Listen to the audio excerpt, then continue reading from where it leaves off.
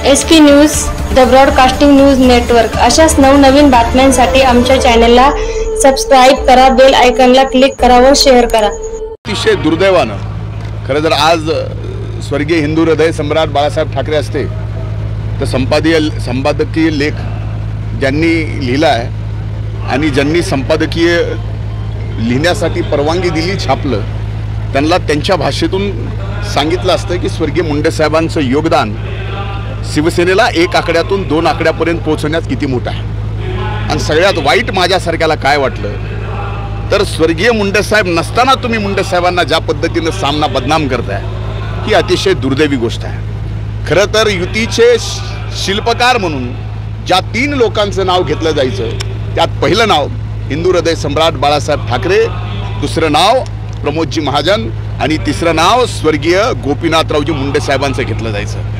आणि आज त्या ठिकाणी सामनाच्या संपादकीयातून उद्धव ठाकरेंच्या मुखातून आज स्वर्गीय मुंडे साहेबांची अशा पद्धतीनं बदनामी ते नसताना करणं हे उद्धव ठाकरेंना शोभत नाही।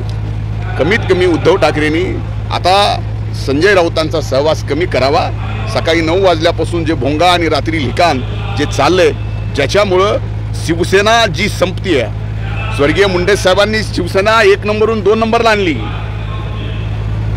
1 आकड्यातून 2 आकड्यात आणली, पण आता संजय राऊत मात्र ही शिवसेना पूर्णपणानं मातीत घातल्याशिवाय राहणार नाहीत। आणि तेही उद्धव ठाकरेंच्या नेतृत्वाखाली स्वर्गीय मुंडे साहेब नसताना अशा पद्धतीनं बोलणं असताना तुम्ही एकदा तरी असं बोललात, एकदा तरी मुंडे साहेबांवर तुम्ही अशा पद्धतीचा आरोप केलात?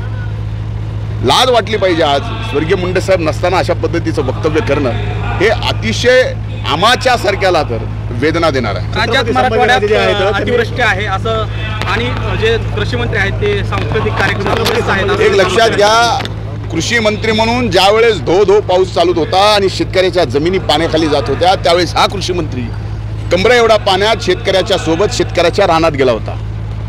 आज जे फिरतायत ते 3 दिवसाच्या उन्हानं जमिनीतलं पाणी शेतकऱ्याच्या ज्यावेळेस एक थेंब पाणी नाही, जमिनीत चिखल सुद्धा वाळलाय, त्यावेळेस तुम्ही फिरताय आणि या ठिकाणी आमच्यावर आरोप करताय, हे काही छत्रपतींना शोभणारं नाही, संभाजीराजांना तर बिलकुल शोभणारं नाही।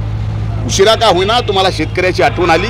संभाजीराजा तुम्हाला राजे म्हटलं जातं, पण उशिरा आलेलं शहाणपण उशिरा का आलं असं म्हणता येत नाही।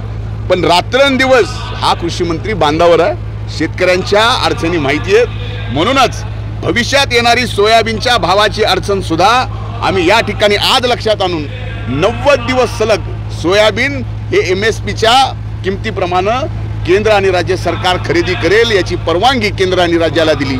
एवढंच नाही तर सरसकट आज संभाजीराजे इथं आले, त्यांना सरसकटचा अर्थ कळाला तर उत्तमच आहे। सरसकट शेतकऱ्याचे पंचनामे न करता NDRF, SDRF आणि ज्यांनी 1 रुपयाचा विम्याचा लाभ घेतलाय त्याला 25% अग्रिम देण्याच्या बाबतीत सुद्धा निर्णय घेण्यात आलेला आहे। हे परवाच्या कॅबिनेटमध्येच मी या ठिकाणी सांगितलेलं आहे। मनोज जरांगे पाटील बीडच्या दौऱ्यावर होते, त्यांनी तुमच्या भेटीबद्दल वक्तव्य केलंय की शेतीचे प्रश्न आणि आरक्षणाच्या प्रश्नावर चर्चा झाली म्हणजे? शेतीच्या प्रश्नावरती चर्चा झाली। ज्या दिवशी ते मला बांधावरून फोन करत होते त्यावेळेस मीही बांधावर होतो आणि त्यांनी फोन करणं, मी एक कृषी मंत्री आहे, मी एक संविधानिक पदावर बसलो आहे आणि त्यावेळेस फोनवरती त्यांना माझा फोन लागत नव्हता। त्याच्यानंतर ज्यावेळेस लागला त्यावेळेस आम्ही दोघंही व्यवस्थित नेटवर्कमध्ये नव्हतो। त्यामुळे एकच झालं की शेतकऱ्यांच्या बाबतीत तुम्ही काय मदत जाहीर करणार आहेत हे विचारलं तर त्या अगोदरच आपण मदत सरसकट जाहीर करण्याच्या बाबतीमध्ये त्या ठिकाणी महाराष्ट्राच्या अशाच नवनवीन बातम्यांसाठी आमच्या चॅनलला सबस्क्राइब करा, बेल आयकॉनला क्लिक करा व शेअर करा।